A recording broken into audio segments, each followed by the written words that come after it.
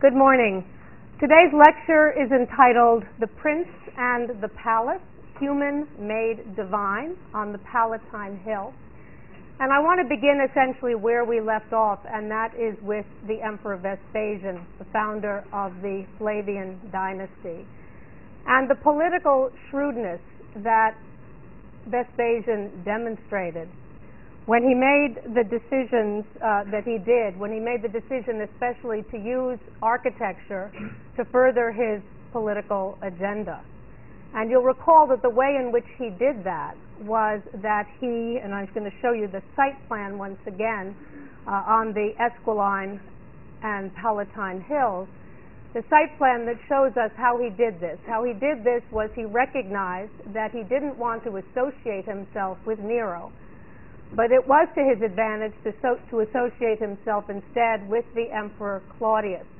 And he did that by finishing the platform and indeed the temple itself that we looked at that time, what we looked at last time, and that is the temple of the divine Claudius, the Claudianum, that had been begun by Agrippina the Younger. He completed that as a nod to Claudius, and again a very smart political move on his part. He also, as you'll recall, razed the Domus Aurea of Nero to the ground, covered up what was left of it otherwise, and then he filled in the artificial lake, and he used the property that the artificial lake was on to build the Colosseum, which itself was a shrewd gift to the Roman people to gain their favor, and he did succeed in that regard. Equally important, perhaps even more important, is the decision that Vespasian made in the year 79 AD. And that decision, and we see a portrait once again of Vespasian on the right-hand side of the screen, now in Copenhagen. The decision he made in 79 was to appoint his elder son, Titus, as co-regent. And we see a portrait of Titus on the left-hand side of the screen in military costume. We see him, it's a portrait that was found in Herculaneum, so that we know it needs to date prior to 79. So very likely sometime in the 70s that particular statue was put up. Now the reason it was smart politically to appoint Titus as his co-regent was that Titus was extremely capable. He was also extremely popular in Rome with the people, with the Senate, and what it did was to ensure the succession, And so when Vespasian died of natural causes in 79 AD, Titus was prepared to take over, and indeed he did, and he took over without any contest whatsoever, which was a great accomplishment. Titus, however, and Titus, by the way, was young when he became emperor. He was in his early 30s, about 32, full of energy, and he needed it for what lay ahead because he was unlucky. And his reign was affected by three major events, the first of which you know intimately already, and that is the eruption of Vesuvius in 79 AD. Titus's reign was 79 to 81. So in 79 AD, Vesuvius erupts, and Titus has to deal with the consequences of that, covered over, as you well know, almost all of Campania. In the year 80, Rome suffered a very serious plague, which Titus also had to deal with. He had to marshal all of his energy and all his ingenuity to deal with a very serious plague in Rome, and that plague was followed by a fire, also an exceedingly serious fire. So Titus had his hands full, and perhaps it's not surprising, given all the stress of those years, that he too died of natural causes in 81 at a very young age. But despite what he went through during 79 to 81, Titus's claim to fame was something that happened much earlier, and I've mentioned it before. And that is something that happened already in the year AD 70.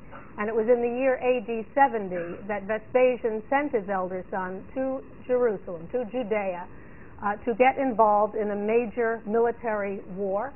And it was Titus, as you'll recall, who was victorious in the Jewish wars.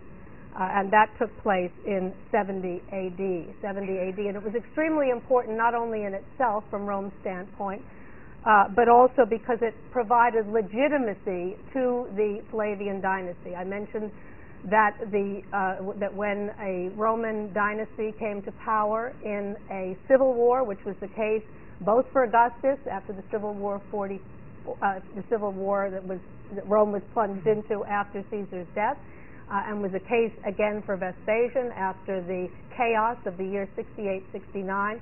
They needed a foreign victory to gain legitimacy, so for the Flavian dynasty, the war over Jerusalem gave them that legitimacy and was therefore extremely important in terms of the art and ideology of the Flavian dynasty. I want to turn to an arch that was put up in honor of that very victory over Jerusalem sometime after AD 81. It was the so-called Arch of Titus, one of the most famous Roman monuments of all. And it was put up, although it bears Titus's name, it was put up not by him, but by his brother Domitian, his younger brother Domitian, who succeeded him after Titus's death, which is why we date it to sometime after AD 81. I want to show you first its location because that itself is significant. We are looking at the Google Earth view of the Roman Forum. You see the Roman Forum here. You see the Colosseum up at the top center. You see the Capitoline Hill or Campidoglio here, the Victor Emmanuel Monument here. I pointed these out many times before.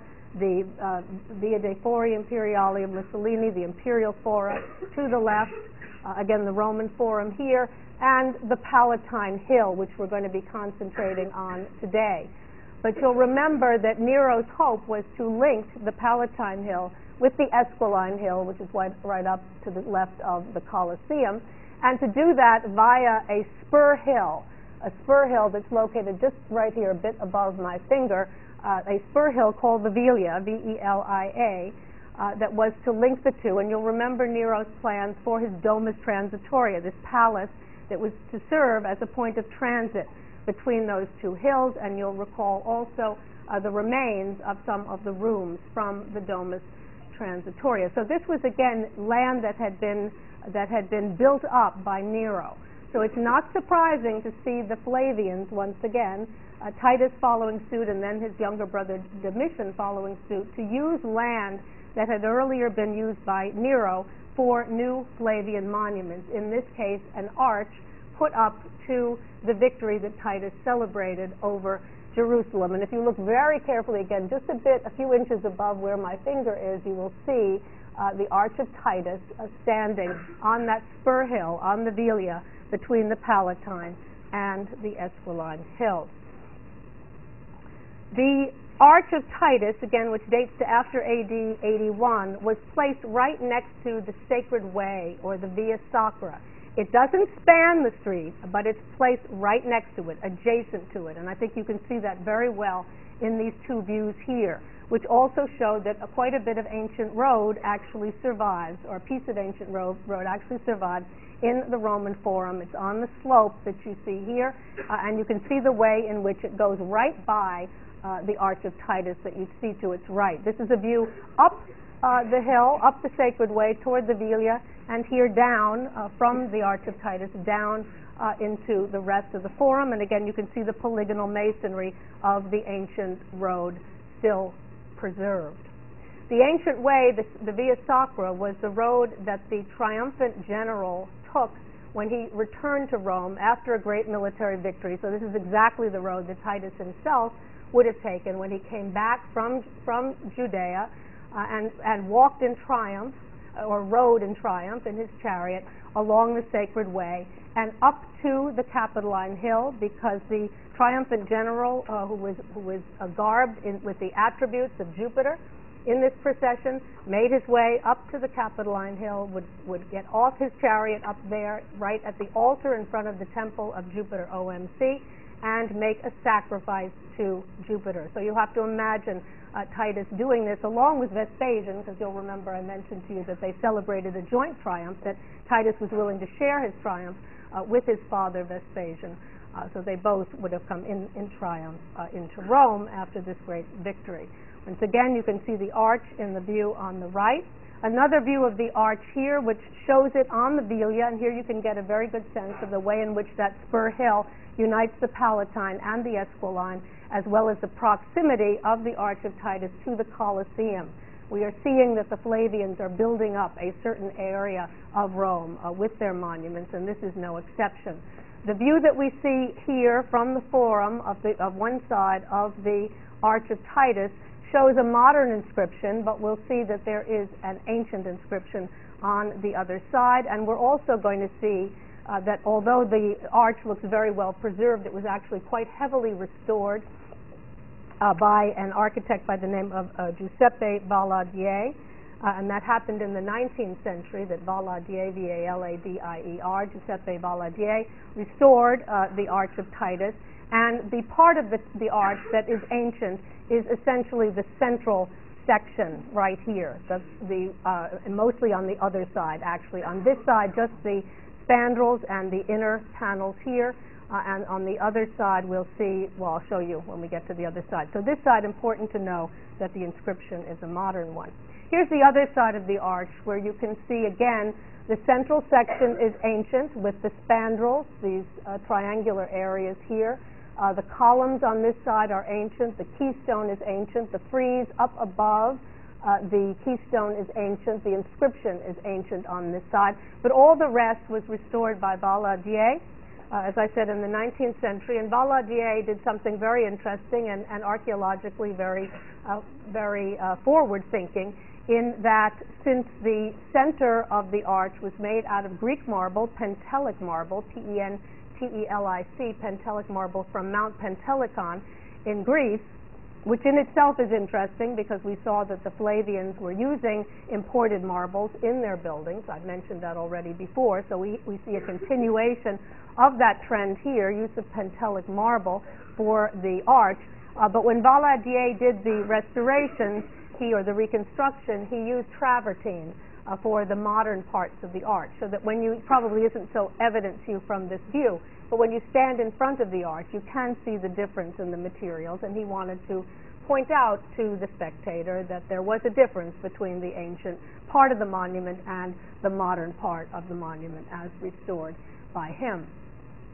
This view on the left, there are quite a number of preserved paintings and engravings that show the arch before the Valadier reconstruction, and you see one of those over there, and you can see we're looking at the same side of the arch here as we are here, so once again you can see the ancient, what survived of the ancient arch, the central part, the two columns on bases, the keystone, the spandrels, the frieze, and then the inscription. What does that say?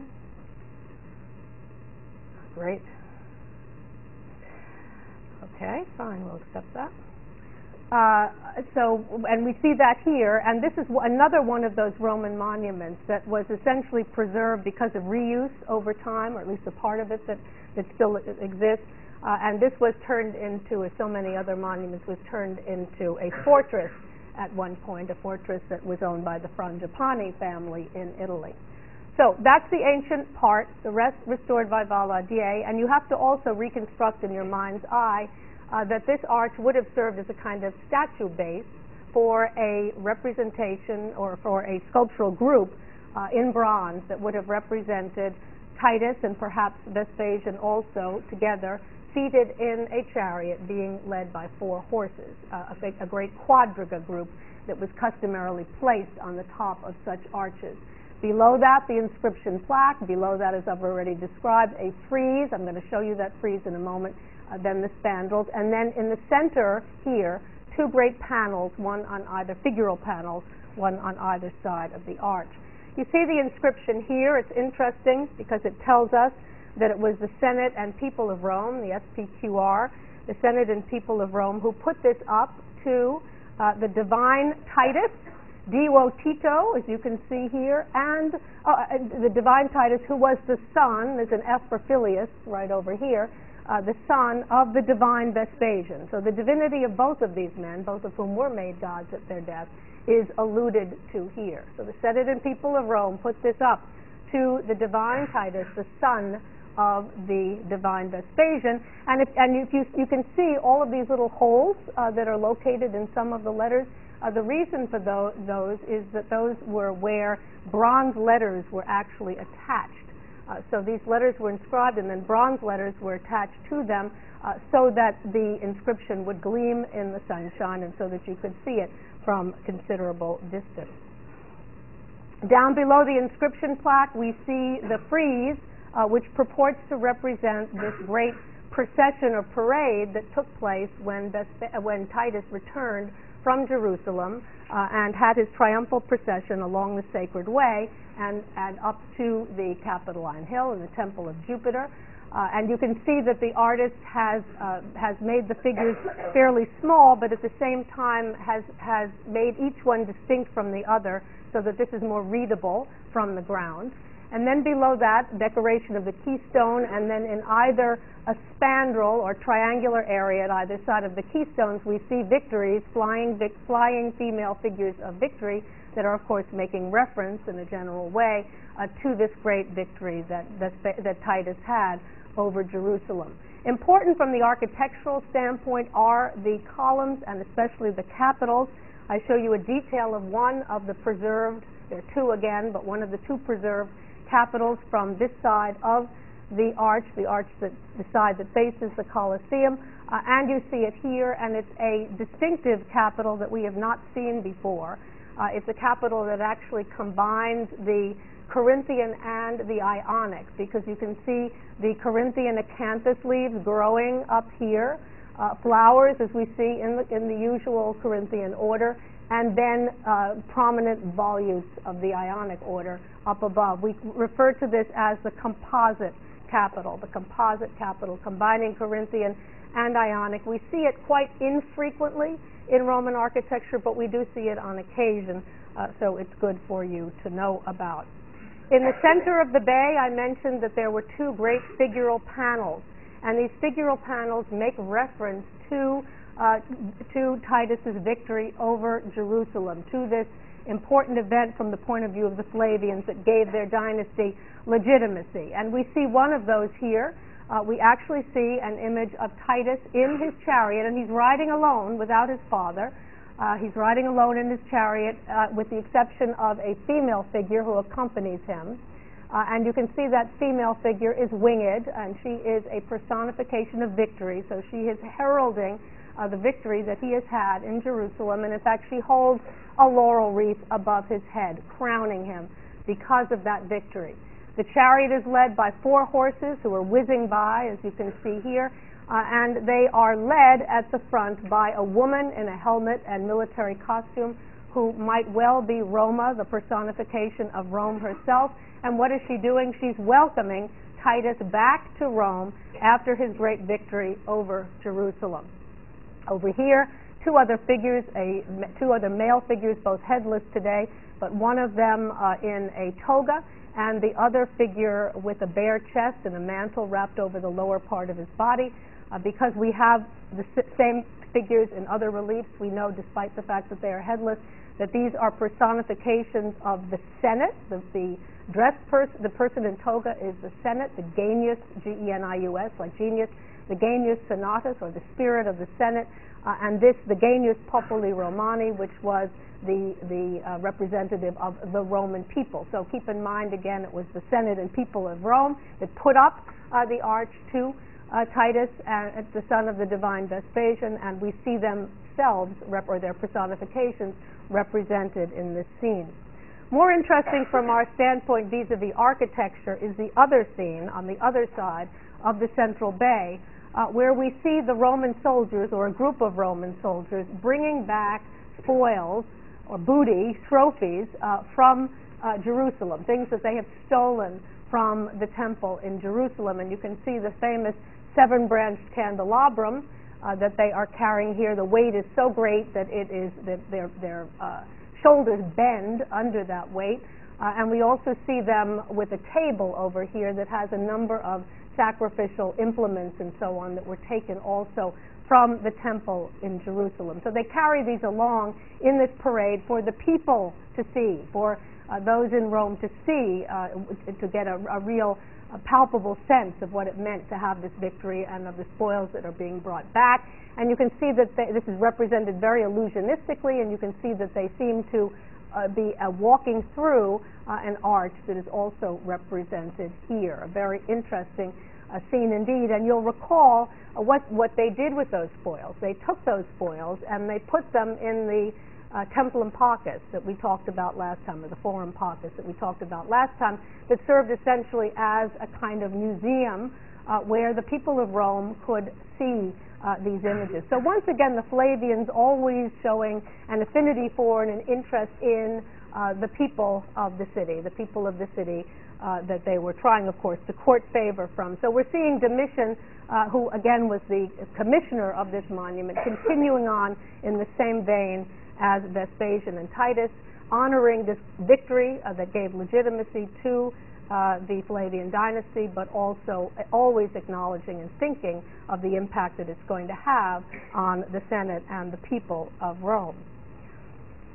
The central bay, if you stand right below it and look up, you will see the vault of the interior of the arch, and you can see that it has a coffered ceiling, as we've seen so often in Roman monuments, quite well preserved with the coffers and then the rosettes in the center.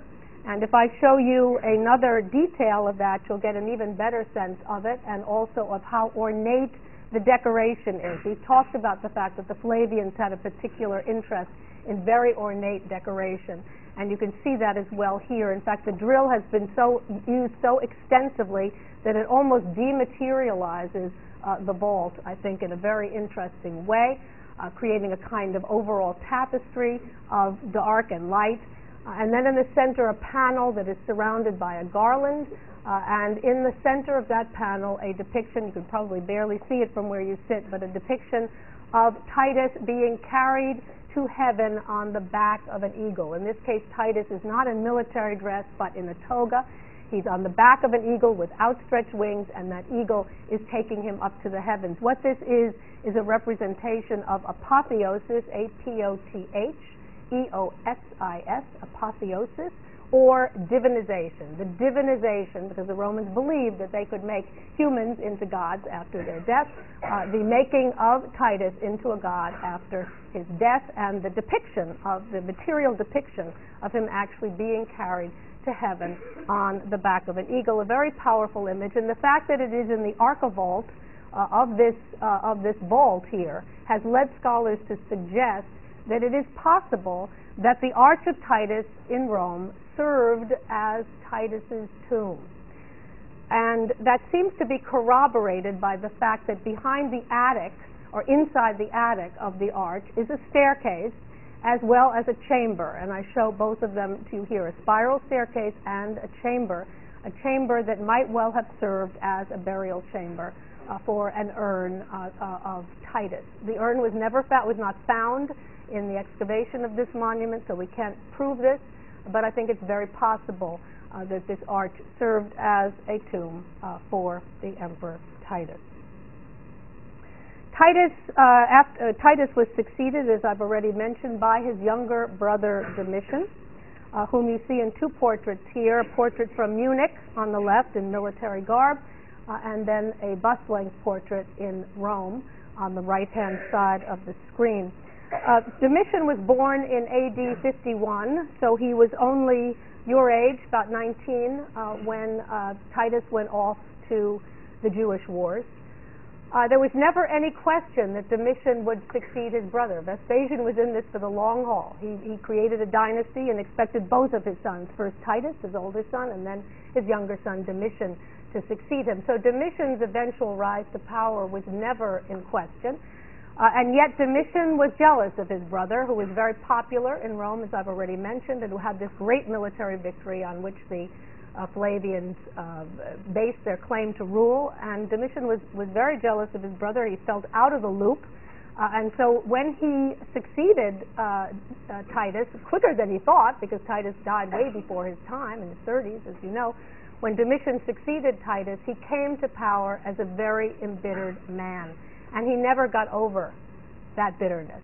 And in fact, what we see Domitian doing is really reverting to the megalomaniacal way of thinking of people like Caligula and Nero, exercising his imperial prerogatives to the fullest, and in fact, even insisting that he be addressed as Lord and God, Dominus et Deus, which I put on your monument list for you. Dominus et Deus, as Lord and God.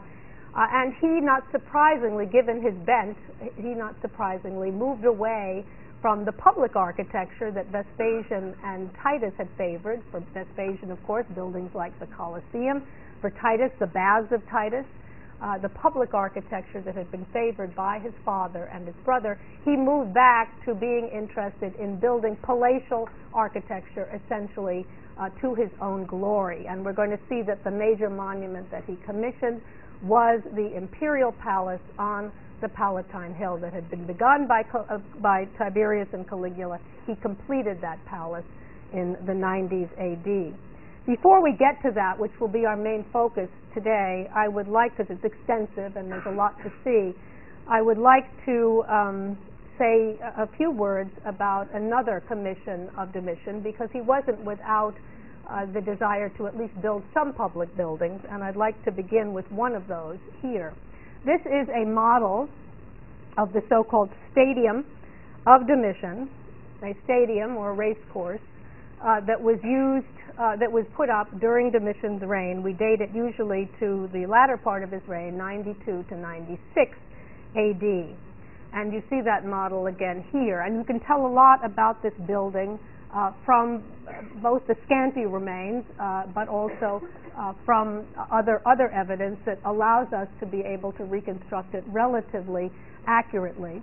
You see it here. These stadia were hairpin in shape, as you can see, a straight end on one side, a curved end on the other, but long, elongated, a kind of elongated oval with one straight side, as you can see. It was put up in very similar fashion to theaters and to amphitheaters, in that they built a concrete hill and lined that concrete hill with stone seats, and then buttressed it with a wall, as you can see here, that was decorated just like the Theater of Marcellus or like the Colosseum, with, in this case, two tiers of arches, two sets of arcades with columns in between them. Those columns, again, having no structural purpose whatsoever, just used as decoration for the monument. And then the exits and entrances, again, done very similarly to amphitheater or theater architecture, as we've discussed it thus far. So the main difference is it's not quite as tall as amphitheaters, for example, or theaters,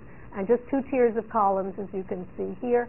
And the main difference in plan is that it's a hairpin shape, again, with one straight side and one curved side.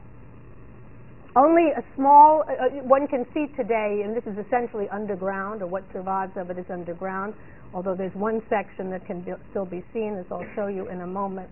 But what's absolutely miraculous is the fact that the actual hairpin shape of the Stadium of Domitian is preserved in its entirety in the shape of one of Rome's most famous piazzas, and my favorite by far, the Piazza Navona, which you see from the air here in a Google Earth image. And you can see again the exact shape, the straight side and the curved side of Domitian's stadium, still preserved in the Piazza Navona in Rome. It's a wonderful piazza. For those of you who've been there, I'm sure you have enjoyed your spending time there. For those of you who haven't, it really is a mecca within Rome, and you can see not only is it a pleasant place to walk, but also a place to see great buildings. For example, Francesco Borromini's San Agnese in Agone, and Bernini's famous Four Rivers fountain in the center of the piazza, in dialogue with one another. And as we look at this from the air, and we look at the curved end of the Piazza Navona, you can see there's one street that you can take out of that curved end, one small street. If you take a left and then a left again, you will see the remains of the Stadium of Domitian. I'm going to show those to you in a moment. And if you stay in the center of the piazza near the Four Rivers fountain, and you go sort of diagonally across from that, you will end up at one of the 4 best ice cream places in Rome. You can get some of the best gelato in Rome. You can get good gelato almost anywhere in Rome and in Italy, but the very best, this is one of those 4. I'll say something more about that in a moment. Here are the remains of the Stadium of Domitian that can still be seen. Very few tourists notice this, but it's well worth looking at because you can see the brick-faced cement construction that served that was how the substructures of this building were built, and I think you can even see that from a distance here, made out of concrete, faced with brick. But the arcades and the columns that I showed you before out of travertine, ashlar masonry travertine, which was one of the last buildings actually in Rome to be made of travertine ashlar masonry. Just to show you also that, again, just as when we were in Capri, I showed you the Bar Tiberio and its reference to Tiberius. It's amazing what those who put up restaurants and bars and so on around Rome, it's amazing. It demonstrates the strong sense of history that Italians have, because just the fact that they recognize that these are remains from the Stadium of Domitian. Everyone thinks of this structure as the Piazza Navona, but the fact that they are well aware of the fact that it was Domitian's stadium, so that the wine bar across the street, and this is one that was just opened the last couple of years, the wine bar across the street is called the Domiziano after Domitian, because it's right across the street from the Stadium of Domitian. With regard to ice cream, I take my gelato seriously, and I'm sure all of you who've been to Italy feel the same way.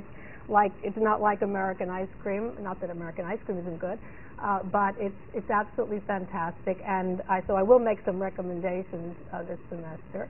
And this is the first one that I'm going to make because it's one of my favorites, and everyone agrees this is one of the best ice cream parlors in Rome. It's called Tre Scalini. It's also a restaurant you can pass on. Like so many restaurants in the center of famous piazzas, it's not the best. But and you don't have to sit outside, although they will try to beckon you to sit outside because it costs more to eat the ice cream outside than it does if you just walk through the door. There are actually 2 doors, one on that side, one on this side. Go right up to the counter, take a look at what's there, and make your order. And my recommendation for this particular gelateria is the tartufi. They are very famous. This is the best tartufo in Rome, without question. If you like chocolate, it's a chocolate bomb, essentially. As you can see in these images here, it is one big, fairly large, very rich chocolate with the biggest chocolate chips you ever saw on it, and then they put a dollop. I don't even like whipped cream, but when it's panna on top of the tartufo, I go the whole way. So you have the panna on top of the tartufo, and if you sit outside and are willing to pay extra, they'll throw a pirouette on the top. If not, you have to forego the pirouette. But I really highly recommend, whether you like chocolate or you don't like chocolate. I've gone with people who are not the kind of chocoholic I am, who like this anyway. So it's really a treat, and at least once when you're in Rome, you have to indulge in a tartufo at Tre Scalini. I want to move from Domitian's stadium to the building that we're going to concentrate on today, because again, it is so extensive, and that is Domitian's palace on the Palatine Hill. We usually refer to it as Domitian's Palace on the Palatine Hill or the Imperial Palace on the Palatine Hill. But the nomenclature is complex because in antiquity it was referred to as the Domus Augustana, like the Domus Aurea, the Golden House of Nero, the Domus Augustana, Augustus's house, essentially, because by this point the word Augustus had become synonymous with emperor. So every emperor was the Augustus. So this is the Domus Augustana, which again continues construction. We talked about the fact that Tiberius had begun a palace on the Palatine Hill, on the slope of the Palatine Hill. The Caligula had added to that. His successors, Claudius, was not that interested in palatial architecture, as you'll remember. Nero had other plans for the Domus Transitoria and for the Domus Aurea. So it was left to the Flavians, specifically to Domitian, to complete the imperial palace, which he does, and then it is dedicated, as you can see from the monument list, in AD 92.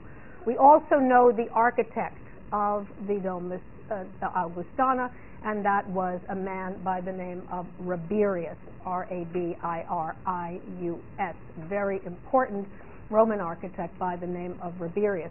To get back to the nomenclature for a moment, so the actual name of the palace was the Domus Augustana, but here's where it gets complicated. There's also a public wing of the house and a private wing of the house.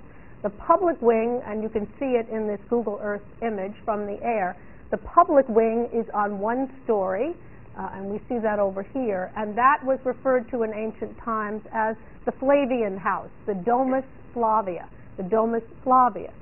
The private wing was on 2 stories, or part of it was on 2 stories. You can see it here, it's even larger, more extensive. And that was called in ancient times also the Domus Augustana.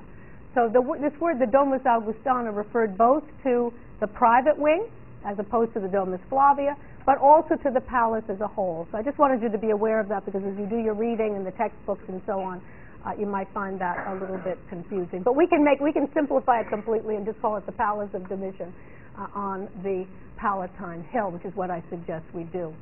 So once again, we can see quite good in this view from the air the way in which this Domitianic structure was planned and built.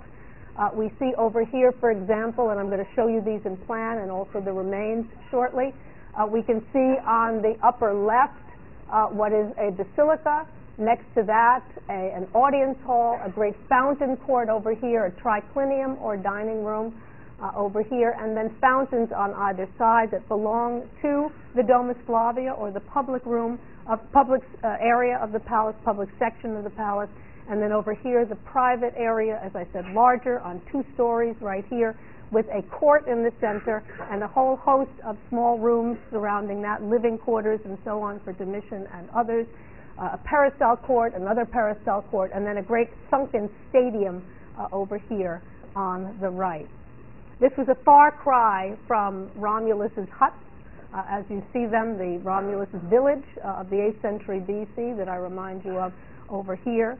And show you what has happened in the interlude. But what's extremely important, I think, given Domitian's view of himself as Lord and God, as Dominus et Deus, it's interesting to see what he builds. I mean, he certainly felt that he was very much in the tradition of Romulus. He wants to associate himself with Romulus, and also, of course, with Augustus, who lived, as you know, on the Palatine Hill. But at the same time, he wants to inject his living space with the kind of grandeur that was certainly true under Nero in his Domus Aurea, but that had not been true for any of the other earlier Roman emperors. So the Domus Aurea, the impact of the Domus Aurea, once again, is something we should think about as we look at this incredible palace.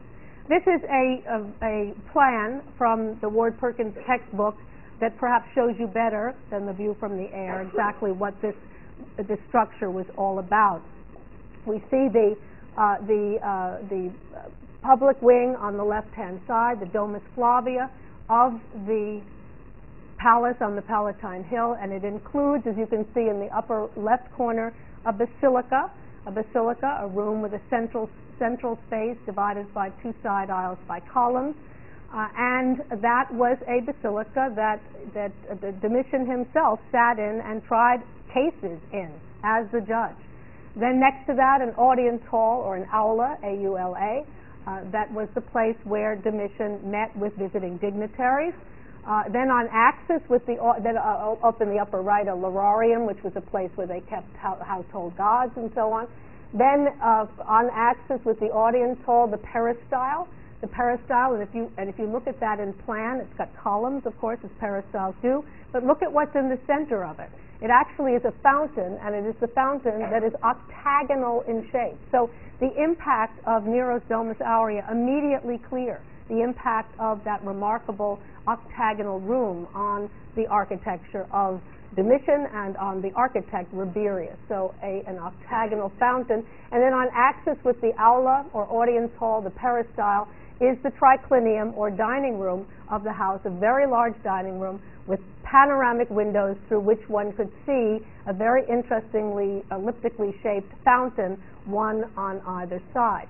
Now, as you look at that plan of the Domus Flavia, and especially at the Basilica, the audience hall, and the triclinium, there is one feature that all three of those have in common that I haven't yet mentioned, which is what? All three of them have what?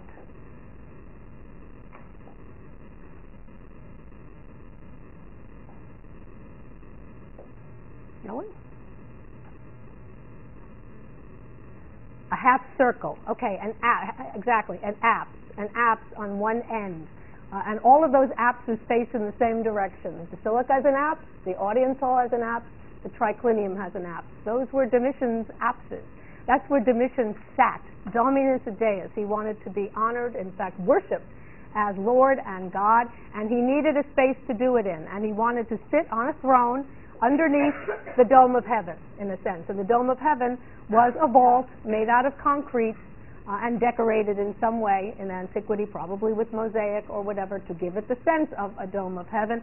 He wanted to sit in that space in every one of those rooms. So whether he was trying a law case, welcoming visiting dignitaries, or eating in his triclinium, he wanted to sit beneath at least a semidome of heaven, and that's indeed what he did as he was again worshipped as Dominus Deus. So this is a very important, I think, phenomenon in this particular monument, and one that is well worth thinking about in terms of the way in which architecture is used by given individuals to define themselves, to define their lives, and to define their era.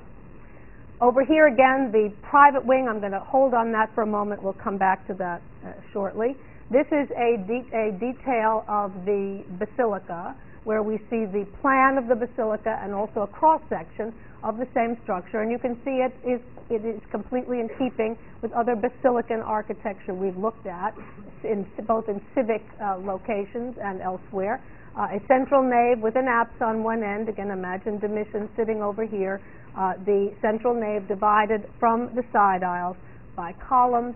A fairly simple but very interesting structure in the context of this particular palace. Over here, an outstanding restored view that probably gives you a better sense than almost anything I can show you of the Domus Flavia, or the public space of Domitian's palace. Here's, of course, the basilica over here, and you can see that this room, like all of the rooms in this palace, were done in marble, and that marble was of various colors, as you can see here, and it was marble that was brought from all over the world. We talked about the fact that the Flavians did this. We talked about this as the case for the Templum Pacus, for example, bringing marble from Egypt and Asia Minor and Greece and elsewhere in the Roman world, bringing it all here and using that variegated marble to ornament, obviously, this palace in Rome.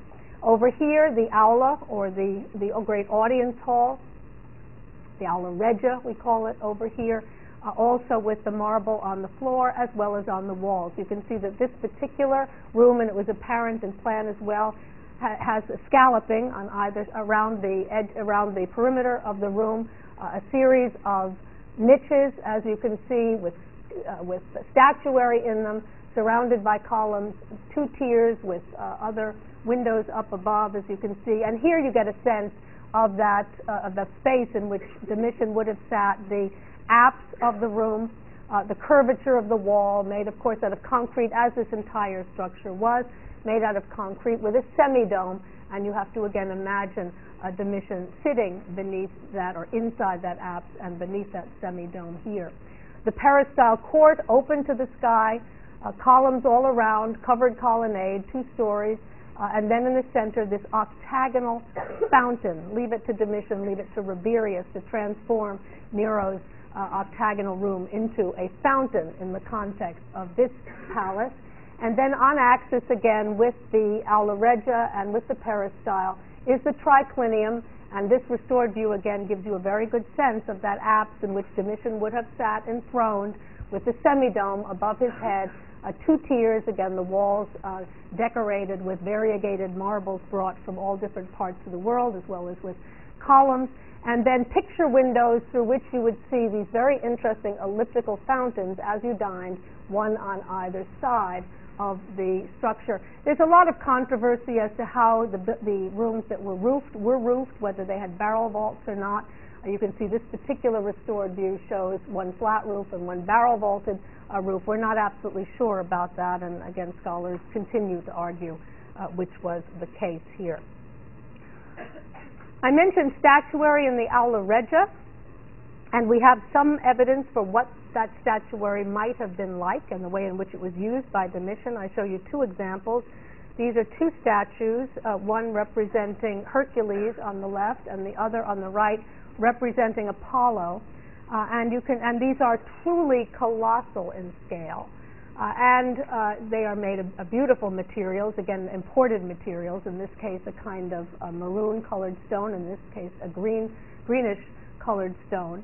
Again, they're very large in scale, colossal in scale, and you can see the exaggerated musculature of both of these figures. And I think they are very telling in terms of, as we think about Domitian sitting in rooms like the Aula Regia, greeting visitors, and when you think about what this man who wanted to be worshipped as Lord and God thought of himself, and you see the kind of statuary that he surrounded himself with. This is a very different man than his predecessor Claudius. The kind of imagery that he associated himself with is a way of pumping himself up, I think, by having himself surrounded by these very athletic figures of Hercules and also of Apollo. What do you think this is? Just from looking at it, the remains, you can see the remains are not as extensive as one wishes they were, but enough is there to allow a reconstruction of the whole. What are we looking at here? The octagonal fountain of the Peristyle Court. Excellent. See, it's really, most people who wander around these remains would not be able to figure out for the life of themselves what this was. But you'll be glad when you go up on the Palatine Hill to know, as you stand here, that this was once an octagonal fountain with a spectacular water display, undoubtedly. This is the triclinium, or what survives, what survives of Domitian's triclinium. This is his apse. This is the very apse in which Domitian would have sat enthroned as he ate with special invited guests, as he held a state dinner in Rome. And you can see, if you look very carefully, again, the construction is brick-based concrete construction. We talked about the fact that after the fire of 64, a decision was made to begin to use brick as a facing, because brick was more fireproof than stone. And we see that borne out. The entire imperial palace on the Palatine Hill was made of brick-based concrete construction. But if you look very carefully, you will see some stucco, and you will also see some marble revetment. So in this case, that brick was covered over with marble to give it a much more luxurious look for the Dominus et Deus. Also interesting here, actually, there's a tarp on top of preserved mosaic, and I'll show you that mosaic in a moment. But what's interesting here is that the pavement rests on something that should remind you of something we saw earlier in the semester, which is what? Wendy, you're nodding. So the hypocaust. It's a hypocaust system, just as we saw in the Stabian baths in Pompeii. They have raised the pavement up on these piles of brick, and then in between them would have placed terracotta pipes and also braziers with hot coals and so on and so forth to heat the floor of the triclinium, so that Domitian could not only sit in his apse but could have his feet warm while he ate. This gives you, again, I think, a really good window into the kind of man we are dealing with here and what he was trying to achieve, once again, through architecture. This is another view of the apse in which Domitian sat, and here we do see, without the tarp, we can see that the mosaic is actually pretty well preserved, and it is the colors that we so often find in Roman mosaics, especially in major public buildings and in private palaces, this combination of green, maroon, and white, as you see here, with a variety of very attractive geometric shapes. Again, you can see the concrete construction faced with brick, and you can see the remains of some of the marble revetment that would have covered the walls and made this all that much more ostentatious in ancient Roman times. This fountain is a marvel. I love this fountain. This is a fountain that you see, or one of the two that you would see through the panoramic windows of the triclinium in Domitian's palace. And this is where I think the genius of Rabirius shows through, and Rabirius shows, in a sense, himself to be the Frank Gehry of his day. I mean, somebody who really enjoyed undulating forms and the way in which concavity and convexity can be played off against one another to great result. It's an elliptical fountain. It's fairly small in scale. It's elliptical, as you can see here, and the convexity of that ellipse played off, and you see it repeated again here, played off against these interesting undulating walls. All of this created again out of concrete and faced with bricks. So you imagine the bricks have to be very carefully molded to fit where they need to fit into this incredible scheme. And of course, in antiquity, this would have been stuccoed over and probably had some marble revetment on it, and so on and so forth. But the shape is absolutely marvelous, and I think we are definitely in the presence of a great architectural genius in the person of Rabirius, who was working for Domitian. The private wing of the palace, equally spectacular in its own way. I mentioned to you already that it's larger in the space that it covers than the Domus Flavia, and part of it is on 2 stories. The part that you see over here, there's a fountain court in the center, and then 2 stories of rooms around that, another peristyle back here, and then a stadium, once again a hairpin shape with a curved side and a flat side, just like his stadium in Rome. But he already had a stadium a public stadium where one could watch racehorses and races and the like. He used this instead, and it's actually sunken, because remember, this part is 2 stories. This is sunken, a sunken stadium next to it. It was used as a place for a pleasurable walk, as a kind of outdoor garden where Domitian and, again, special visitors could spend some time, a pleasant place to walk within the city. We see here another an axonometric view from Ward Perkins, where we can also get a very good sense not only of the Domus Flavia, as we've already described it, the basilica and the aula on one end, the octagonal fountain in the center, and then over here the dining hall with the two elliptical fountains, one on either side. Here we see again the private area with the sunken stadium over here, with the peristyle court with a fountain in the center, 2 stories around that, and then over here a couple of other peristyle courts. There are actually 3 peristyle courts in total here. But what's interesting, I think, when you look at this axonometric view, I think it's interesting to see that, or a kind of cutaway view, to see that from the outside, a lot of these spaces didn't look as interesting as they did from the inside.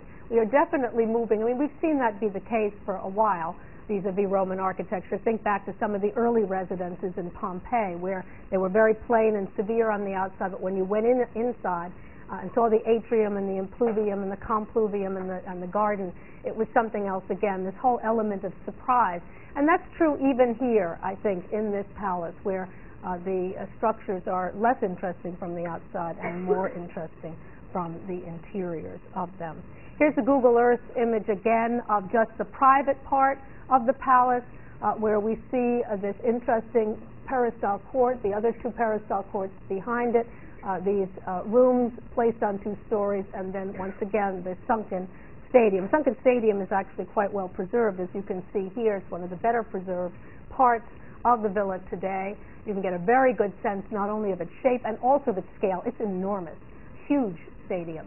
And again, you have to imagine Domitian wandering around here.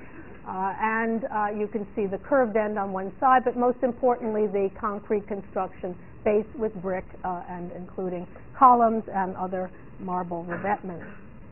This is a view of that first court, the one that has rooms on 2 stories around it. Once again, Rabirius has had a great deal of fun with his fountain. He seems to have taken particular pleasure in designing fountains and in letting his imagination run free with regard to fountain design.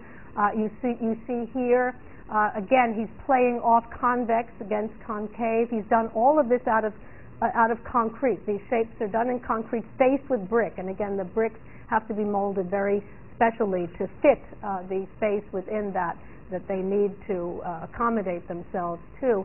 And if any of you know anything about those female warriors called the Amazons, they carry shields called peltas, P-E-L-T-A. At least should remind you, don't they look, Robert, like peltai?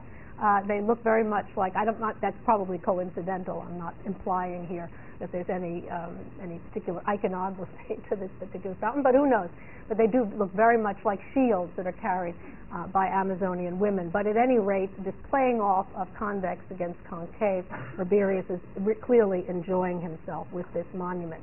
Then the room's on 2 stories, and you see, just as we saw quite some time ago in the second phase of the Villa of the Mysteries, where they were beginning to open up the exterior and create bay windows and more windows and make it less severe than it had been in the original Domus Italica. We see that sort of thing here. Many more windows used, the wall being opened up. They've gotten so sophisticated in their use of concrete that they are able to open the walls up more with these rectangular windows of different shapes. As you can see, some large, some smaller, some on the ground, some higher, sort of like windows, and then above additional openings that are arcuated on the top. So clearly he's again enjoying opening up this wall and creating interesting views from one part of the structure to another.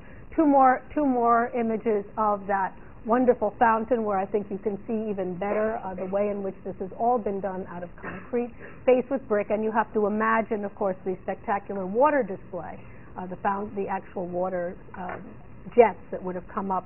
The Bellagio it may not have been, but it probably was something, sort of the ancient version of the Bellagio in Las Vegas, the fountains of the Bellagio. Here you see a restored view of this fountain court, where you get a sense that once you add a bunch of statuary, some water jets, which you don't see actually working here, and paint the walls, the whole thing would have been even more spectacular still. And I think that gives you some general sense of the original appearance of the palace. Around the court, the fountain court, and the private wing that we've just looked at, there were a series of rooms. And if you look at some of those rooms in detail, I think you'll be amazed by what you see. Some fantastically shaped rooms, some of them cruciform, cross-shaped, some of them going way back to the Frigidaria with circular rooms with radiating alcoves.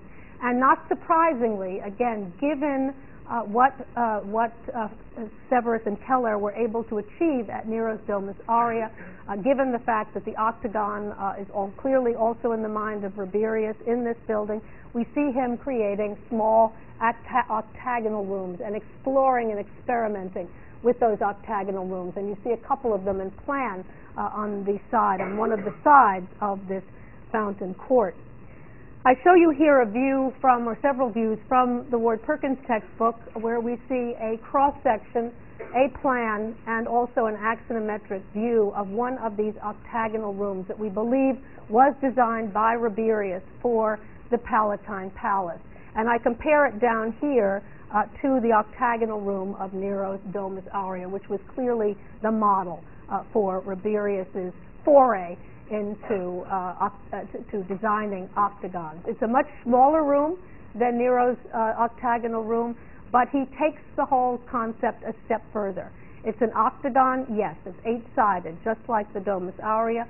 It has radiating alcoves. Some of them are rectangular, some of them are circular, as you can see here. And if you look at the axonometric view, you will see two interesting things that are a step forward.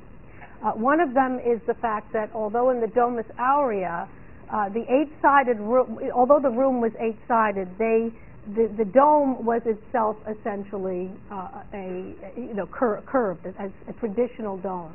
What we see happening here, though, is they take the 8 sides and continue that segmented feel into the dome. So we have an 8-sided segmented dome in this octagonal room in the Palatine Palace, which is different than the Domus Aurea. And the other thing, and perhaps even more significant, is the fact that if we look at the individual niches, we will see that they are envelopes of space in the same way that Nero's Domus Aurea was, and that they have, and just like Nero's Domus Aurea, they have niches within niches.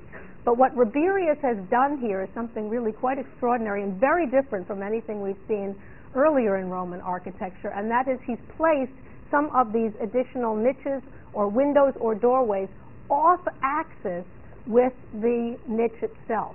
Now, we have seen that the Romans cared above all about axiality and symmetry, and yet we see here, and this is why I call him the Frank Gehry of the Roman, of Roman architects. He is willing to try something entirely different.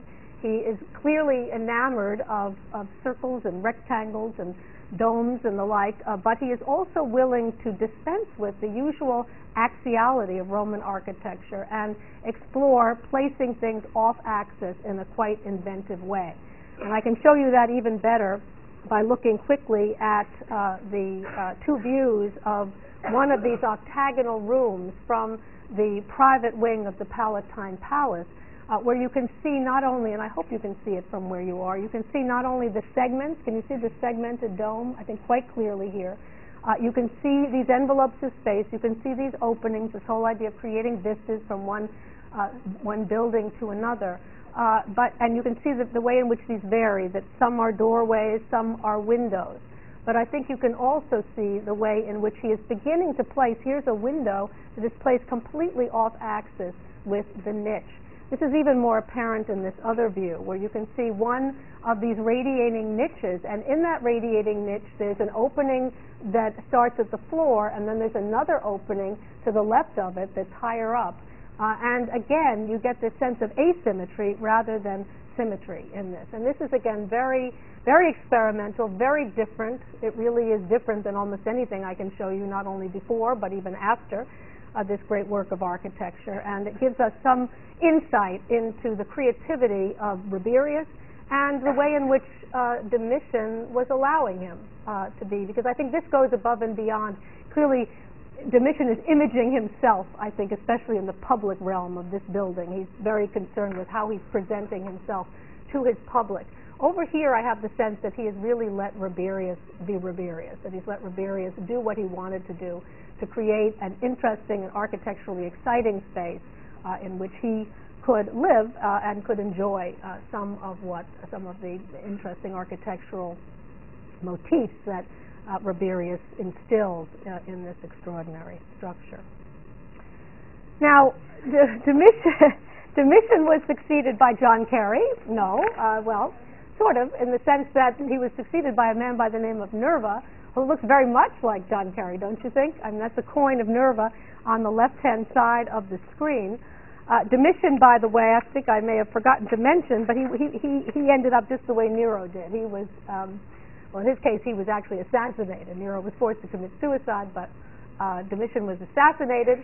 He was issued a damnatio memoriae at his death, and he was succeeded by Nerva, who was appointed by the Senate. The Senate had had it with despots, and they decided the time had come to choose one of their own, and they selected Nerva, who was an elderly and very highly respected member of the Senate. And this was the first time the Senate did this. And since Augustus founded the empire in his reign, the first emperor of Rome, this is the first time that an emperor was appointed by the Senate.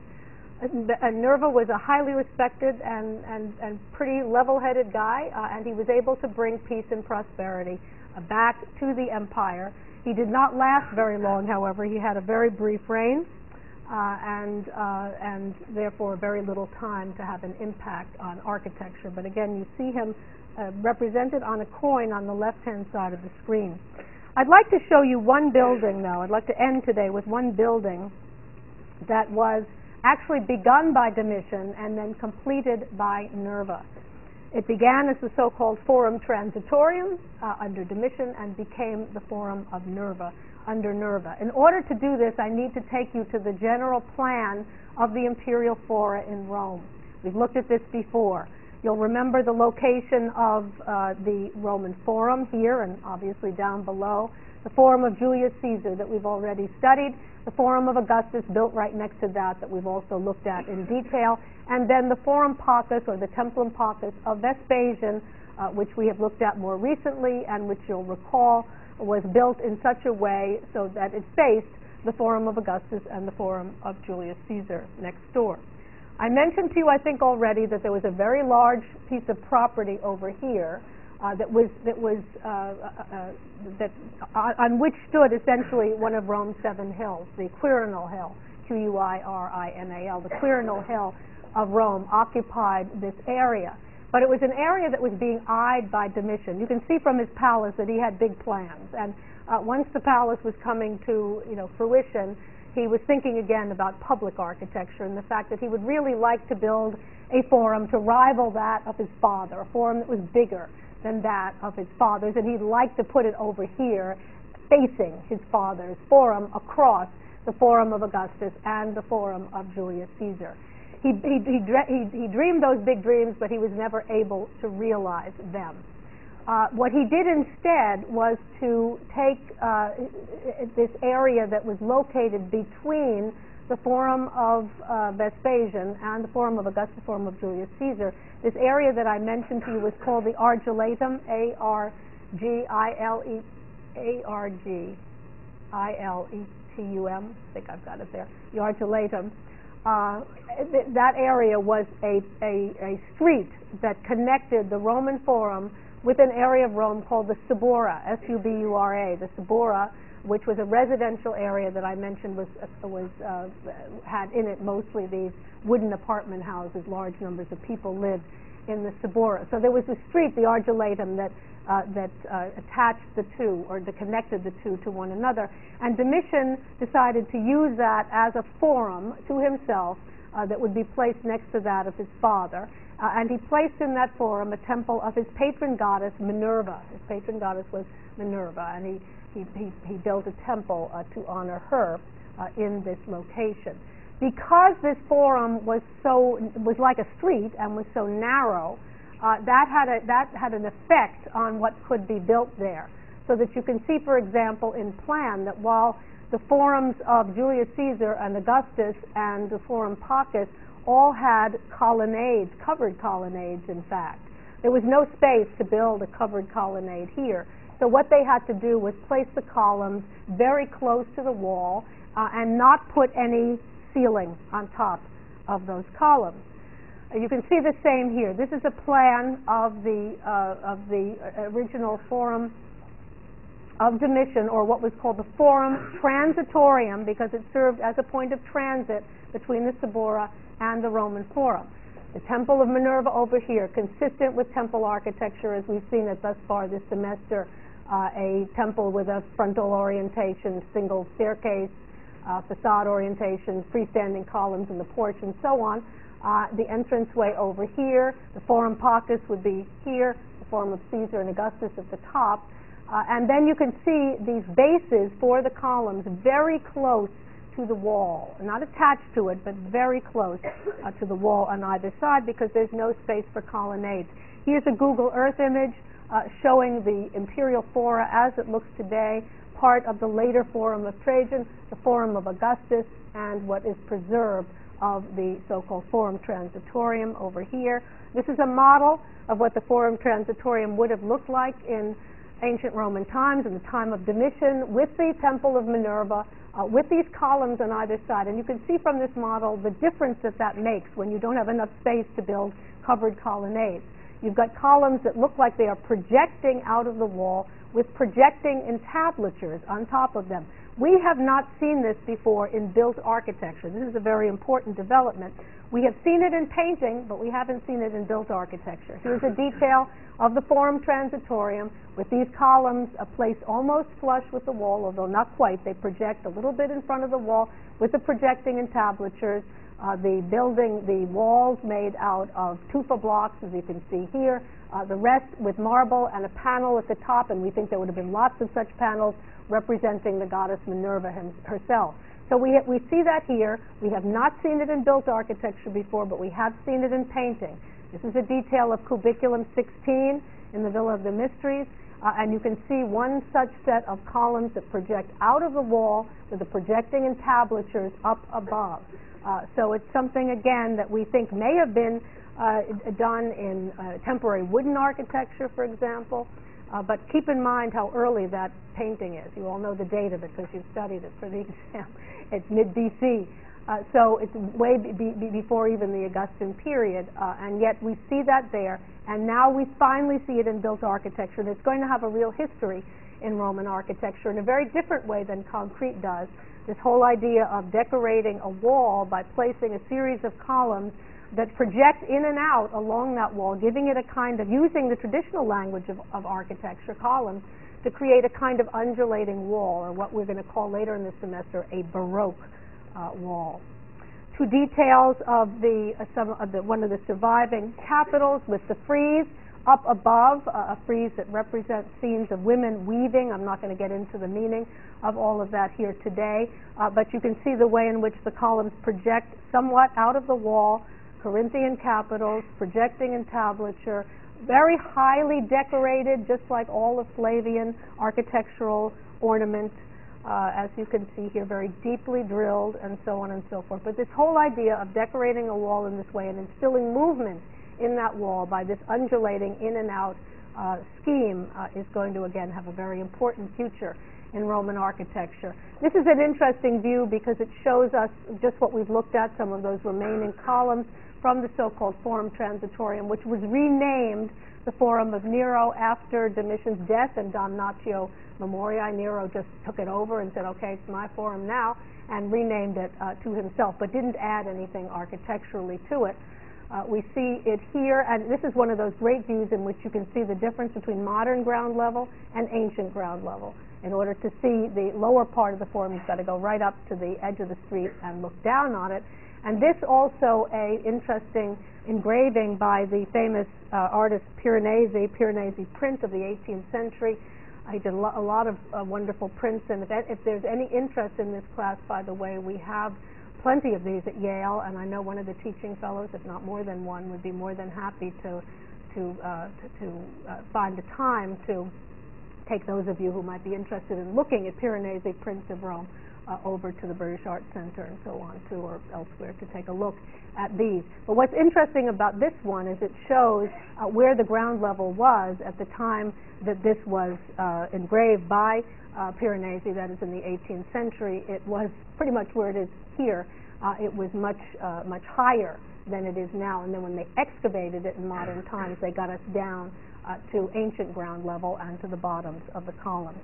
I want to end up with this one last image because we are very different, Wendy, very different, but it allows us to continue on with a point that I made when we discussed the Colosseum, and which is already turned up in the online forum, and that is the use of Roman buildings as quarries for later architects and later patrons, namely princes and popes, and the way in which buildings like the Colosseum were pirated for later architecture. In the case of the Forum Transitorium, or the Forum of Minerva, we know that the Temple of Minerva, that the material out of which it's made, the reason that it does not exist at all today, the Temple of Minerva, is that it was taken apart and reused by Pope Paul V for a fountain that he wanted to build on the Janiculum Hill in Rome, the so-called Aqua Paula, which you see here. And the Aqua Paula, the temple was torn down in 1606. It still stood in 1606. It was torn down then, and it was placed in this fountain, or used for the construction of this fountain, that was dedicated in 1612 and built by the architect Giovanni Fontana. And you see it here, and it's not easy to determine exactly which parts are from the temple itself, but much of the building stone that you see here reused in this fountain comes from the Temple of Minerva in Rome. So it shows you the way in which these buildings were used as quarries, but the way in which Roman buildings live on. They either live on as themselves or they live on as other buildings, and I think that's a nice thought and a nice note on which to end today. Thank you.